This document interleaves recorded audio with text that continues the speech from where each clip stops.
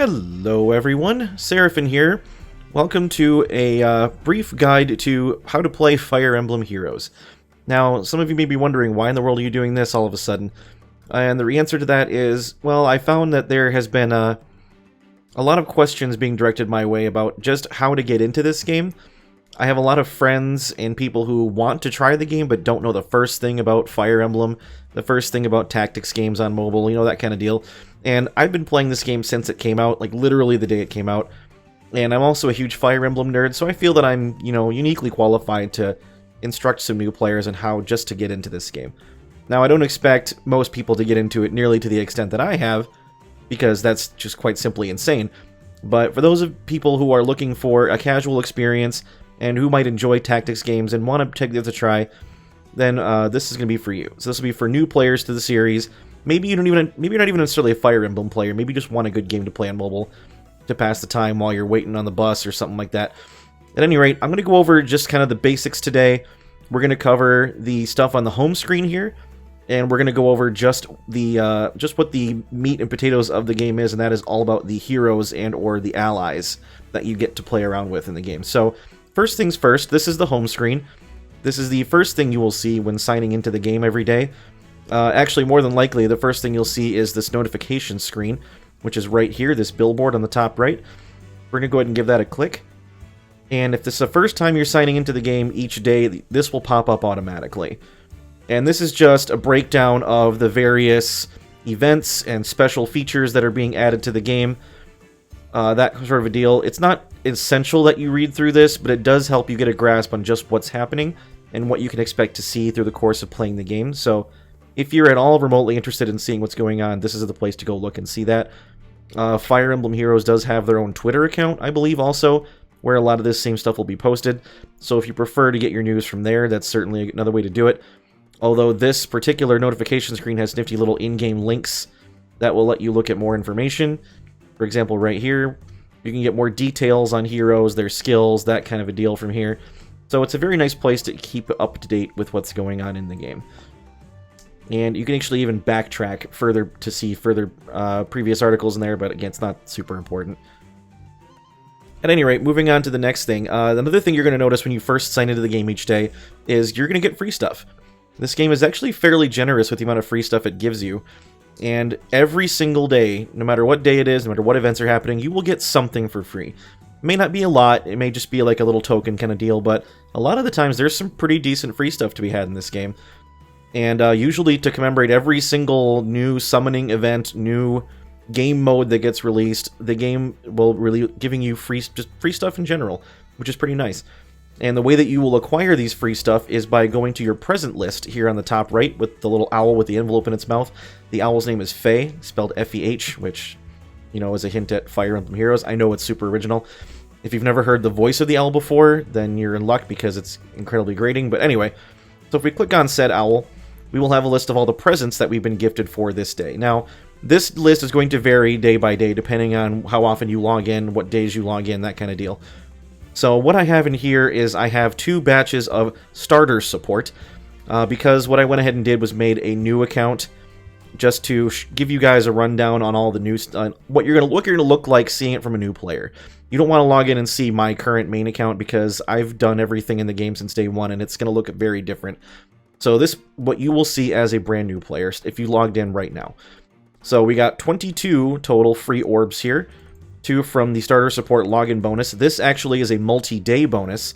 If you log in over 10 consecutive days, you will get 2 orbs each day just for being a new player. So that amounts to 20 total. And then you also get 20 as a one-time bonus.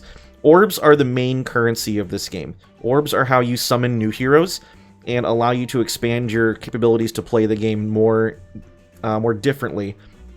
And it's obviously the best thing you want to get. So we're scrolling down a little further. We have a new heroes login bonus of 1 orb. This is to commemorate a new summoning focus that was added to the game with new heroes that were just added. And like I said before, nearly every time they announce new heroes and release them into the game, there will be a daily login bonus of free stuff as well. And that is what this orb is for here. And again, just like the starter support with the 2 on top, that is a multi-day bonus.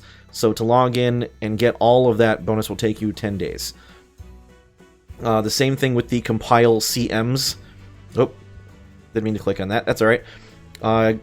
These CMs are, I believe, compile manuals. I'm not exactly sure what these are used for in the game just yet. I'm still kind of figuring it out myself. Needless to say, it's free stuff. Might as well click it and take it. On the very bottom here, we have the daily login bonus. Now, this is what you're always going to get in the game when you log in, is a daily login bonus. There is a rotating schedule of daily login bonuses. It is different each day of the week. So I believe on Sunday you get a free orb, on Monday you get 100 feathers. I think it's also Wednesday and Friday you get 100 feathers. But depending on what day of the week it is, you'll get something for free. It's just a little token. 100 feathers sounds like a lot. It's really not that much, but it's still nice to have regardless. And then finally, here in the middle here, we don't have a currency, so to speak. We just have a picture of a purple-haired woman here with 5 stars underneath. This is actually a 5-star hero that is being given out for free to all players. And the reason she's being given out is because there was a contest where players got to vote on what hero they wanted to be given out for free during the course of the game. That was part of the 3rd anniversary celebration of the game, which took place about a month ago. And this particular character just happened to have won that contest. This is Altina. As we can see right here, we got Altina.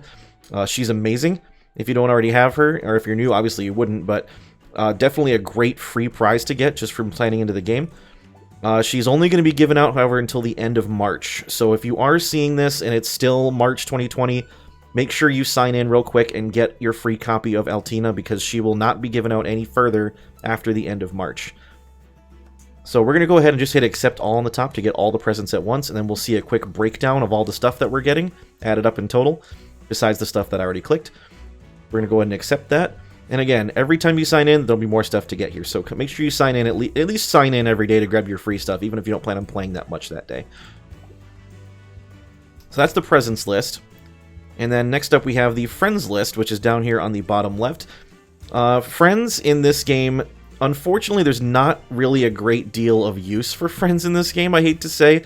That sounds really cynical, unfortunately, but as a result, there's just not a lot of things that involve interacting with people on your friends list in this game. There actually is no direct PvP in this game. There is no direct cooperative events in this game. Everything that you would be dealing with other players' units is handled by the computer. So you're not actively playing against another player. You're playing against another player's team or another player's units, but controlled by the AI. So if you're hoping for a competitive scene in this game, there really isn't much of one, except to the extent that other people can customize units, build them up in ways that are incredibly difficult or annoying, and then you have to try to beat them. That's pretty much it. You'll see I've got my friend code up here. If you want to add me in here, feel free. I'm not going to say you can't, only because this is not my main account, however, so I probably won't get to addressing friend requests on this account very often, but add if you'd like. It's entirely up to you. The friend limit in this game is 100, and all you need to do to look up a friend is to punch in their ID code right here, and you will find them immediately. You can also send friend requests to people whom you have battled on some of these PvP modes. For example, if you fight someone's team, it'll allow you to send them a friend request. And this right here is just a random list of people that it's giving me as suggested friends, and I can send them requests right from here. But there's not a whole lot to do with friends in this game. Your friends' units will come visit you, and you can get a couple of free things from them, but it's really not that big of a deal. Don't fret if you don't have a great many friends who play the game, even if you don't have any, really. You're not really missing out on much, honestly. But you have a field here for outgoing friend requests, you have a field here for incoming friend requests that you can reject or accept at your leisure, and then you have your whole friends list. Obviously I don't have any friends because, well, I just don't have any friends. So that's what that was for. And then finally we have the little fountain with the, I don't even know what that is, it looks like an angel or something on it. This is the quests menu. Now, in this game, there are various different game modes, story maps, that kind of deal, where you can go and earn rewards, but there's also quests for you to complete. And completing quests has various different requirements. Some of them just require completing certain maps, fulfilling certain conditions, and when you do that, a screen will pop up saying, hey, you completed the quest, come here to collect your rewards. And this is where you will go to do that. You can see what quests you have active. There's several tabs worth of them. Right now there is a Grand Conquests event happening. That's what these quests are for. We have daily quests. These rotate, obviously, every day. It says here I have 8 hours left to complete it, because I'm recording this at 6 in the evening. So those rotate every single day. We have ABAA, which stands for Allegiance Battles / Arena Assault. Those are both PvP game modes that you can come to earn requests or to come earn rewards for completing. They also rotate every day, I believe. Actually, they rotate every season. And an arena season or PvP season in this game lasts 1 week. And the end of the season is actually, I believe, Monday. I think the season just ended. It's 6 o'clock on the evening on Monday, and that's usually when the season ends. That's Eastern time, by the way. So if you're on Pacific time, that's probably going to be 3 p.m. your time. It is also daylight saving time right now, so that probably will affect it by an hour or so. But the season for PvP or season ends on Monday evening and starts back up again on the following Tuesday morning.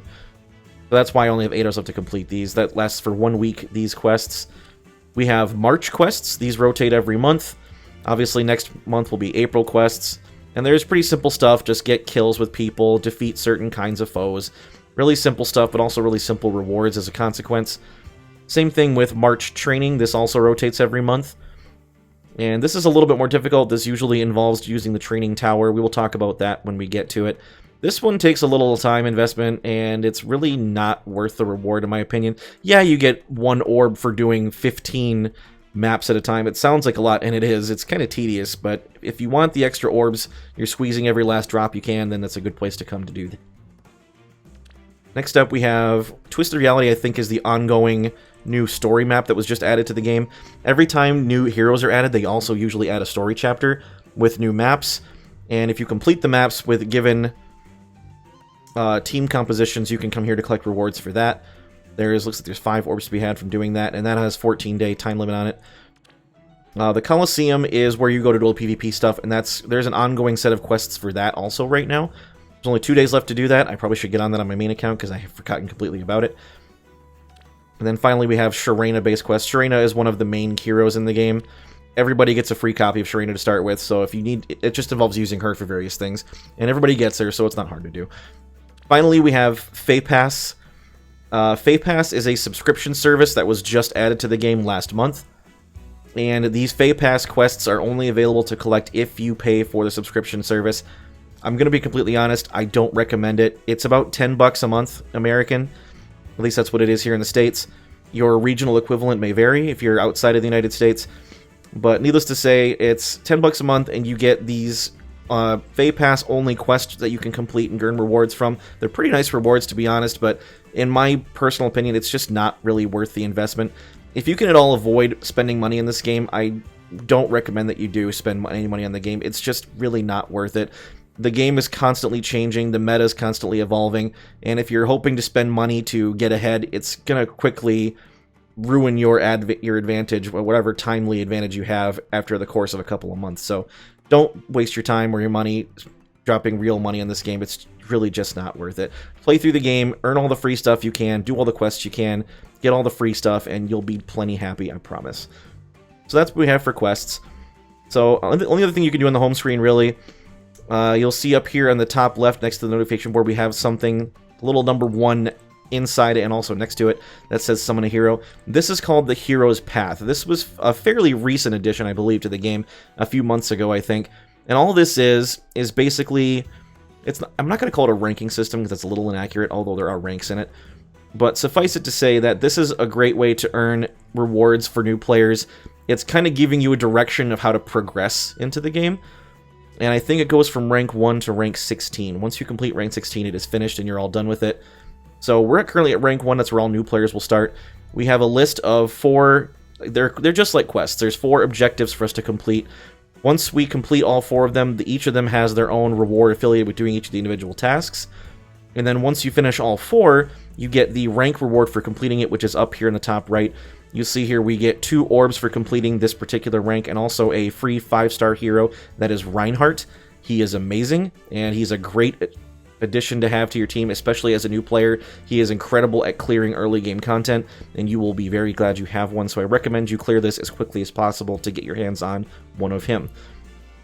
So we're currently on rank 1. We've cleared 1 of 4 quests to complete the ranking. We'll come back and do this some other time, but I just wanted to show you what this is all about. Again, I think there's 16 ranks, so the overall is going to be 64 tasks for you to do, 16 times 4. And once you get all of them done, there's nothing more to do after that, but all the rewards you get along the way are well worth it. I recommend you put some time into this if you can. The only other thing to see on here, I think, is the castle itself. So what you're looking at on the home screen is the home castle. You'll see it's very dull looking. It's just a very simple stone floor, some stone columns on the sides here. You can actually decorate this screen a little differently. And your ability to customize it early on is very limited, but you'll gain access to newer things as you progress. And the way that you do that is this little button right up here, this little green castle with a plus sign next to it. This will allow you to upgrade your castle. Now, there's two different ways of upgrading it. There actually isn't any bonus to having just this default castle, but if we spend orbs, we can actually upgrade it, and the castle will provide a 20% boost to all of our units' earned experience point, which is very, very nice starting out. And there's actually 5 tiers of this. The first tier is 20%, the next tier is 40, the next tier is 60, so on and so forth, until it reaches 100%. So there's 5 total tiers to buy. I believe the first tier is only 1 orb. Let's go ahead and spend one just so you can see what it's like here. I'm going to go ahead and upgrade the castle and build the next one, the torch-lit castle. And as you can see, not only do we get the 20% increase to experience, but also the look of the castle has changed. There's now like a brown carpet through the center. There's these torches on the sides. It looks a little bit better, not quite as shabby and run down. Again, there's 5 tiers to go through here. I probably won't go through all of them right now. It does cost progressively more orbs, but I think it only ends up costing like 10 in total. 1 for the first one, 2 for the next, 3, and then 4, and then 5, so on. But you can also change the design of the castle back to previous ones that you've already paid for. So I can downgrade to the basic castle. It looks like the basic castle, but I retain the 20% experience bonus that I got with the torchlit castle. So you never lose that bonus once you pay for it. There's also some bonus appearances for the castle. There's the 2nd anniversary one that was given out a little over a year ago. It's a little much. I personally don't recommend it. But there's also additions that were added with the release of Fire Emblem 3 Houses last year, and that is the Black Eagles, Blue Lions, and Golden Deer. Those are the titular 3 houses in the game. They all look the same pretty much, except for the colored banner on the floor. I am personally a big fan of the Blue Lions myself. And as you can see, this looks a little bit more of like a classroom than a castle. We got a teacher's desk in the front. There's a whiteboard here, student desks on the side. So it looks different than a regular castle would, but I quite personally like the look of this. So I'm going to go ahead and keep that for now. So that's the home castle in a nutshell, pretty much. Along the top here, too, you'll also see some important information regarding your summoner, your player status. You'll see here on the top right, we have the number of orbs that we currently have, which is 37. There's a little plus sign next to it. If you click on that, it'll take you to the shop screen where you can buy more orbs. And when I say buy, I mean with real-world cash. Again, don't do that unless, you know, I really don't recommend it. I've done it myself, and I'm ashamed to say that I spend entirely too much money in this game. Don't make the same mistake as I did. Just play the game for free. Don't waste your money. It's just not worth it. Right underneath orbs, we have feathers. Hero feathers is what they're actually called. They are used for upgrading heroes to higher rarities. We'll talk about that in a little bit. In the middle here, we have dueling swords. These are for initiating arena battles. So for participating in PvP battles with other players' teams. And again, they're not controlled by the other players. They're controlled by the AI. Apologies if you were hoping for something directly competitive. This is not this game. Each battle you enter in the arena costs 1 sword. You get 3 per day. And they replenish during the daily reset, which I believe is 1 a.m. Eastern Daylight Time. So if you're on the West Coast, that'll be 10 p.m. for you. Once daylight saving time is over, that'll go back to 2 a.m. for East Coast and 11 p.m. for West Coast. Depending on where you live in the world, your time will vary. You should be able to look it up, though. It's fairly simple to find out. But that reset is the same time each day, and that's when all your dueling swords will replenish. You can also immediately replenish them using an item called a dueling crest, which are given out as rewards periodically. We'll talk about that in a bit. And then we also have the stamina bar here on right underneath your name. Stamina is required to initiate just about every map, every board in the game, pretty much. So if you want to get started on playing through the game, you're going to need stamina. Varying different kinds of maps require different amounts of stamina. One may only require a couple. Some of the more difficult advanced maps require upwards of 20 or even 30 stamina to start. And that is just to start, by the way. So if you fail the mission and have to start over again, you got to spend more stamina to replay it. That sounds like insanity. I guess in some respects it is, but honestly, throughout the course of the game, you're going to get so many stamina potions that will immediately refill your stamina back to full. It's not going to be that big of a problem. On my main account, I have over 300 of them. That sounds like a lot, and it is. And they give them out like candy. It's crazy. So you're rarely ever going to run into issues with stamina unless you're brand new and you're just trying to gouge through all the content at once. Stamina does replenish at 1 point every 5 real-world minutes. So that being said, it does take upwards of several hours to completely replenish your stamina from 0 if you run out. But honestly, I recommend you just play through as much as you can in a given amount of time, put your phone down for a bit and come back later. But again, if you do have stamina potions, you can immediately refill it all the way back up to 99. Mine's currently at max, there's no point in doing that. And then finally off on the left here, we have these 4 little elemental symbols. We have a fire and a water symbol, and we have an Astra and an Anima symbol. These are pertaining to other PvP modes that we'll talk about some other time, but for right now, don't worry about these. They're not super important except for certain PvP modes. So that is all there is to see really on the home screen. Oh, I guess there's the silent mode button up here that turns all the game music and audio completely off. So if you're in a, you're on the go and you're in a crowded area and you don't feel like turning your phone completely off, you can just hit this button and mute the game pretty much. Other than that, though, that's pretty much it. There's this little rotating marquee in the bottom telling you about the same kind of events that the notification area told you about. And you can click on them to go directly to that space, but I wouldn't worry too much about it. And then we have these 6 buttons along the bottom. We're currently on the home screen. There is the battle where you go to play maps. Allies are where you customize and see all your units that you've summoned. Summon is where you go to get more units. Shop is where you go to pay for stuff. And miscellaneous is just like the settings menu and that kind of deal. So that's the home screen. That's the basics looking at the game from a new player perspective. And we're going to go ahead and call it right here. But next time we're going to get deeper into allies or the various units that you can see in the game. And we'll talk more about them. So that's it for right now. So stay tuned for next episode where we'll go over allies. Hope you're enjoying the series up to this point. If you're a new player, there'll be more to come. Plenty more. I'm going to try to do as many of these as I can. Probably not all at once, but we'll see how it goes. So check back in for more of this content if you are interested. And if you are, please feel free to leave a like and subscribe to the channel. I would really appreciate it. And until then, this has been Seraphin, and stay classy, internets.